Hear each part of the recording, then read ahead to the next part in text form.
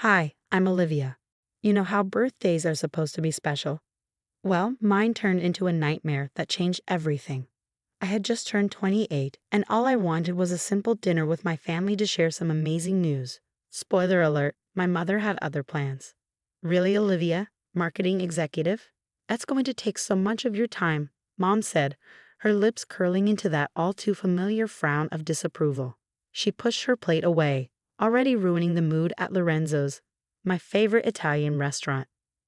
Diana, let her finish, Dad said, adjusting his glasses nervously. Ever the peacekeeper, he meant well but never really stood up to her, not when it mattered. I'm really proud of you, sis, my younger brother Tommy said, flashing me a small smile. But I could see the tension in his eyes. He'd been stuck in the same sales job for 2 years, and Mom never let him forget it. Thanks, Tommy, I said, squeezing his hand under the table. Despite Mom's best efforts to pit us against each other, we'd stayed close. But what about your brother?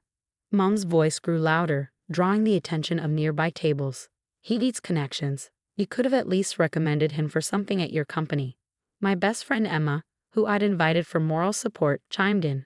Mrs. Peterson, Olivia worked really hard for this promotion. Maybe we could. Stay out of family matters, Mom snapped, cutting Emma off. I tried to salvage the evening by opening my presents.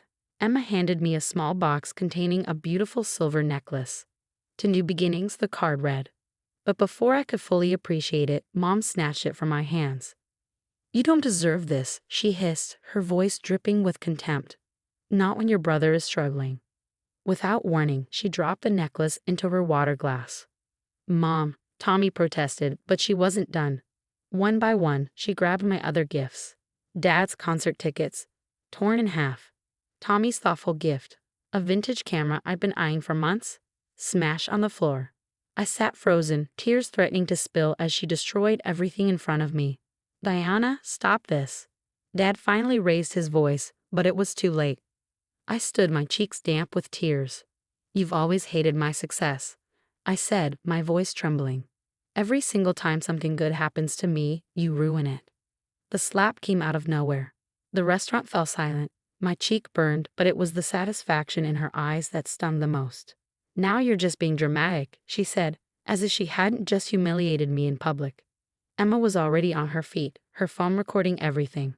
Tommy looked horrified. Dad sat there, mouth open, useless as always. I grabbed my purse, my hands shaking. Congratulations, Mom, I said, my voice steady despite the tears. You just lost a daughter. Olivia, wait. Dad called after me, but I was done waiting. Done hoping she'd change. Done letting her hurt me.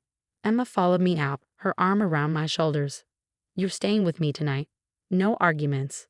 Her apartment became my sanctuary that night. While she made hot chocolate, I sat on her couch, scrolling through old emails, trying to make sense of everything. That's when I noticed something odd. Emma, come look at this, I said, turning my laptop toward her. Remember that marketing internship I applied for in college? The one I got rejected from. She leaned over my shoulder, reading. Wait, this acceptance email is dated before the rejection letter you showed me. My stomach sank. Back then, Mom had access to my email. She helped set it up.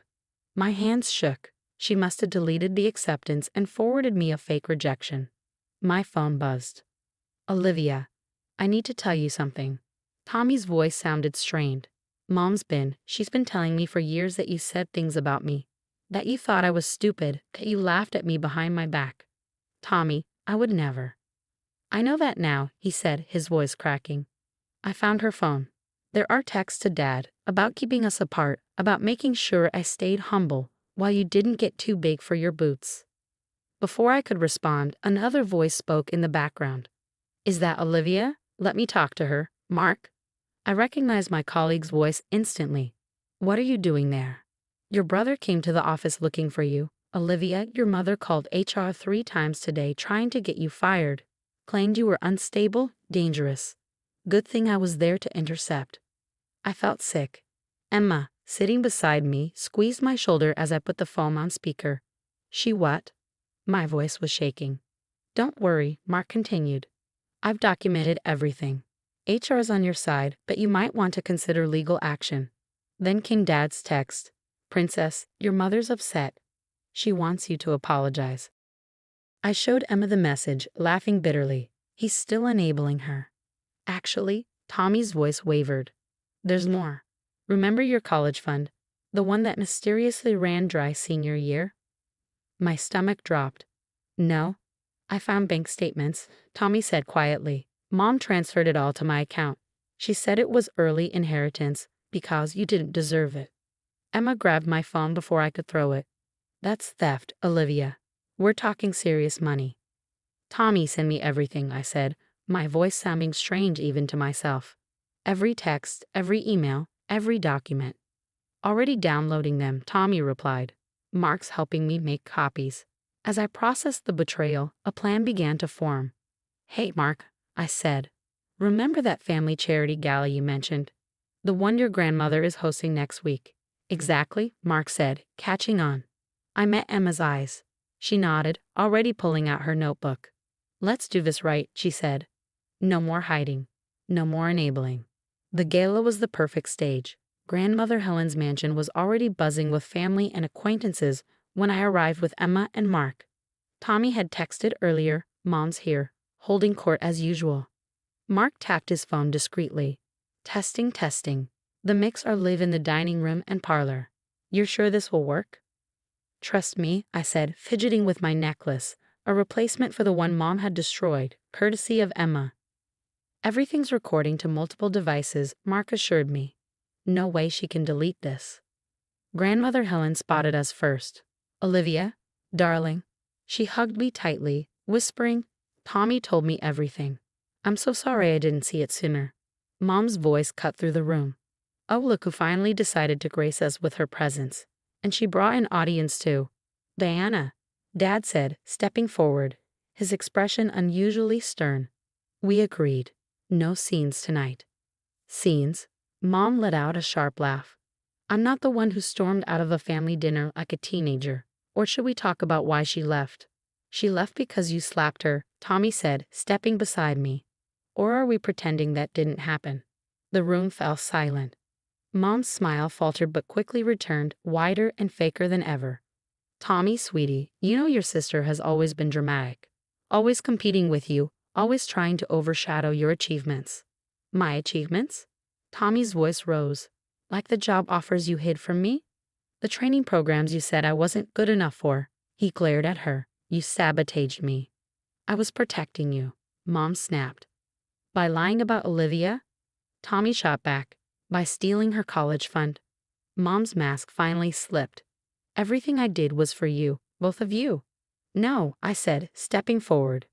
Everything you did was for yourself. Your control, your ego, your sick need to keep us down. How dare you? She lunged forward, hand raised, but Dad caught her wrist. Not again, Diana, he said firmly. For the first time, he stood between her and us.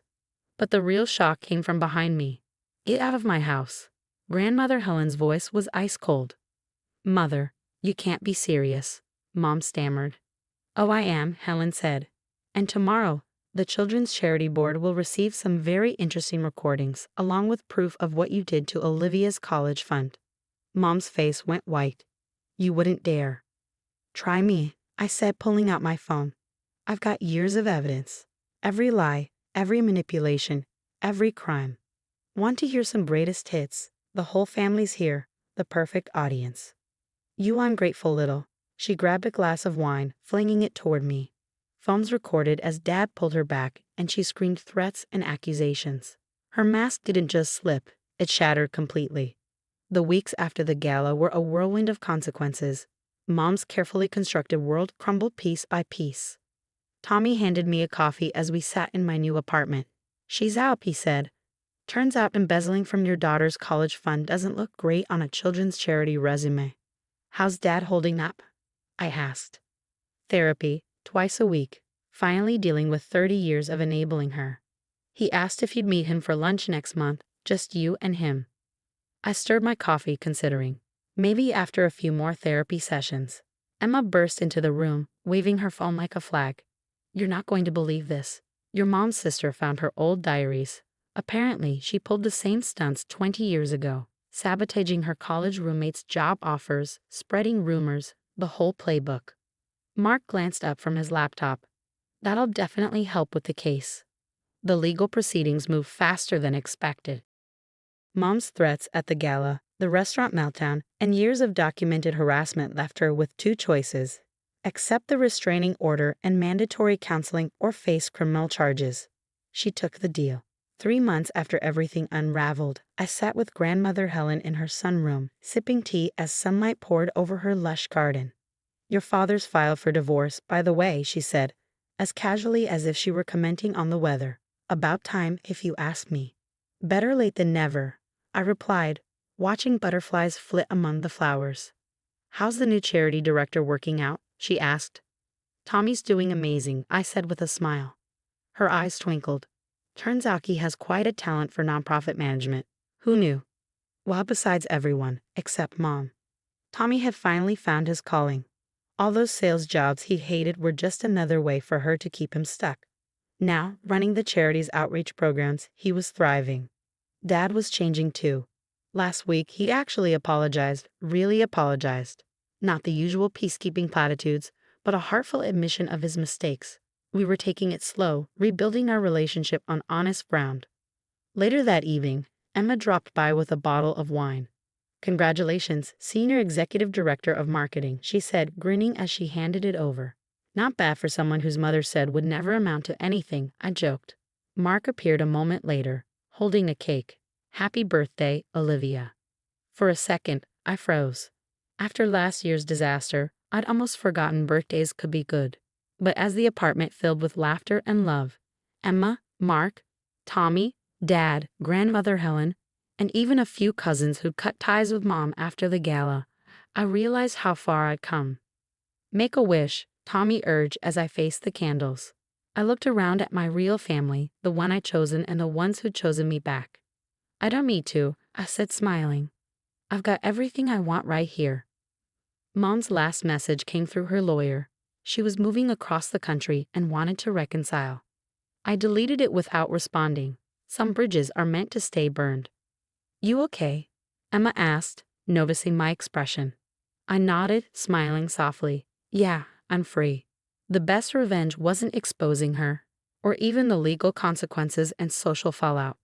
It was this: being happy, successful, and surrounded by love. Everything she tried to prevent. Living well truly is the best revenge. What about you? If you discovered a parent had been sabotaging your life for years, how would you handle it? Would you expose them publicly like Olivia, or keep it private?